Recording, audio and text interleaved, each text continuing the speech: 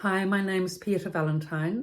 I've written 2 books, The Resident's Voice from a Dementia Unit and The Resident's Rise from a Dementia Unit. So today we're going to be talking about how to build back confidence for residents in dementia facilities.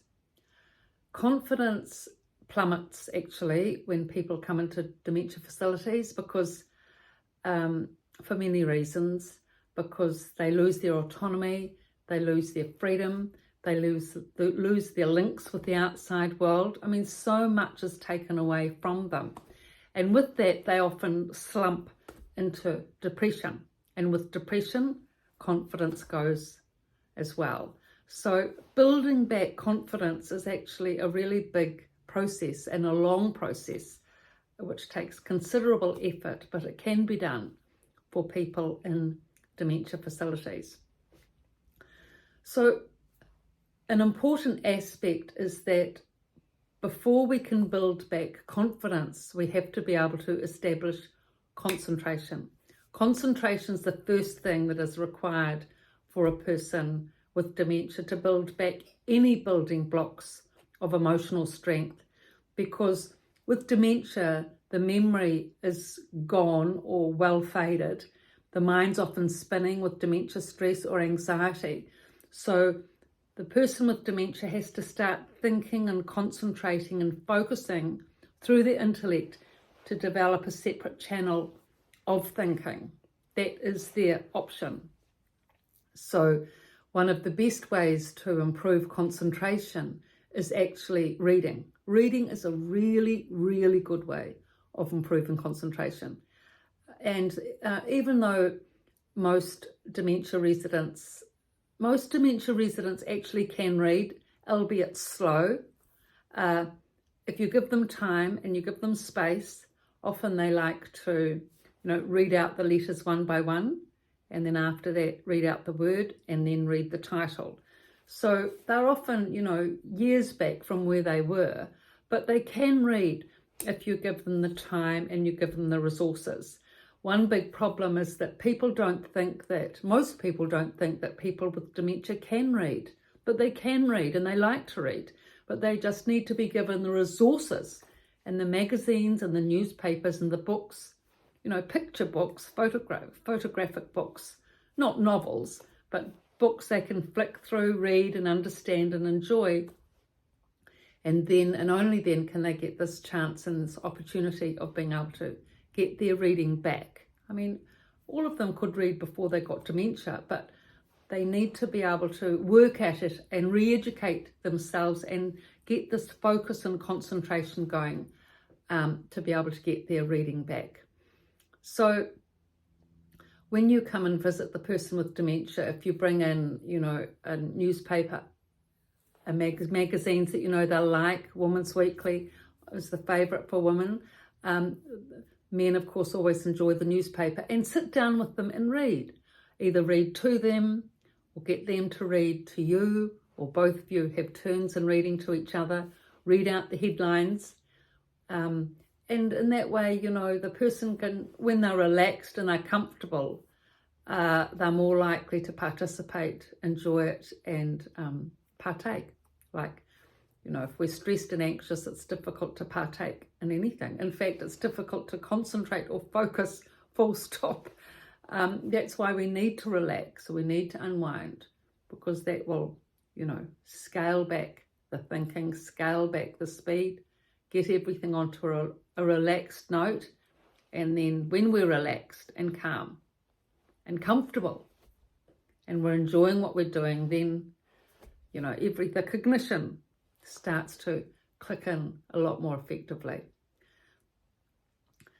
A positive aspect of reading as well, aside from concentration, is that it's very good for socialization. For example, if your mother or father starts to improve their reading ability and you've also got them the prescription glasses so they can see well and the hearing aid so they can hear well, then they can join in the karaoke activities in the unit, so that if they can read the subtitles on the Netflix programs, David Attenborough and The Crown, then they can enjoy the programs if they can read, even if they can only part read. At least they can keep up with the story. Also with singing, even if they can only read part of the song, they can often just remember most of the lyrics and also keep up with some of the words on the screen. And using both those skills enables them to sing along and enjoy it along with everyone else. And that enables the camaraderie and the friendship and the unity in the group at the facility. Another aspect in terms of making friends, I've noticed this especially with women, is that if they can read just a little, for example, if they have a Women's Weekly and, say a commemorative magazine of Prince Philip and Queen Elizabeth, Golden Jubilee, and they've got the coronation there and, the Elizabeth in all her coronation splendour. I mean, they're always favourite pictures because, the residents are from that era and they all adore the Queen. So if your mother has that magazine and she can just read it and read the headline to her friend that's sitting next door to her, they can have a little chat about it. Oh, the Queen's looking so lovely, and isn't Prince Philip so handsome? And I remember the coronation looking, on TV at the neighbours, and, the memories will come back in part. And in that way, they can develop that friendship and camaraderie with each other through that reading. And still they're concentrating. They're concentrating as they're reading that to the friend. They're concentrating as they're looking at the subtitles on the karaoke and Netflix. Then as they're concentrating and singing and enjoying, up goes the confidence as they're reading their, royal coronation title to their friend and having a little bit of a chat, up goes the confidence. And, and with that, friendships established because they're communicating and sharing something they enjoy. So in this way, concentration and confidence is, it's like an osmotic process, isn't it? It all diffuses into each other, back and forward. But the main thing is that the person needs the resources, they need the support, and so that they have the facilities to be able to read, to be able to focus, to be able to enjoy. And then if they have a lovely smart TV to do karaoke from, all the better because of those fantastic subtitles that they can read. I actually found that when we got the smart TV at the unit I was working at, with the subtitles for the karaoke and the really good quality animal Netflix programs, the reading ability went up. Definitely. The residents would read out loud often as they were reading, or they'd lip read. You could see them lip reading the subtitles. Their reading went up, their concentration went up, their quality of life and their communication skills with each other was definitely improved.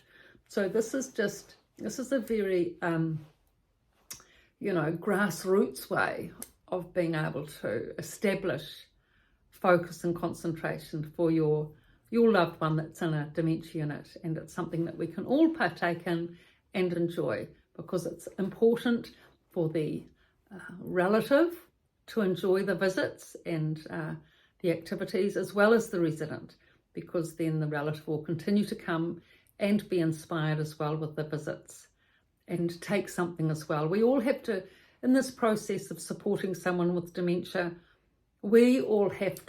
visitors all have to gain something as well in the process. It can't just be a one-way street, otherwise it won't be sustained.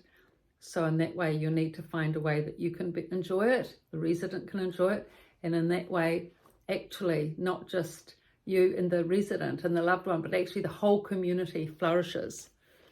So that's the end of building confidence in a community, in a dementia community. I'll leave the links for the 2 books below, The Resident's Rise and The Resident's Voice. And I'll thank you very much for your likes and interest, and please subscribe to support this quest of helping people in dementia units. Thank you.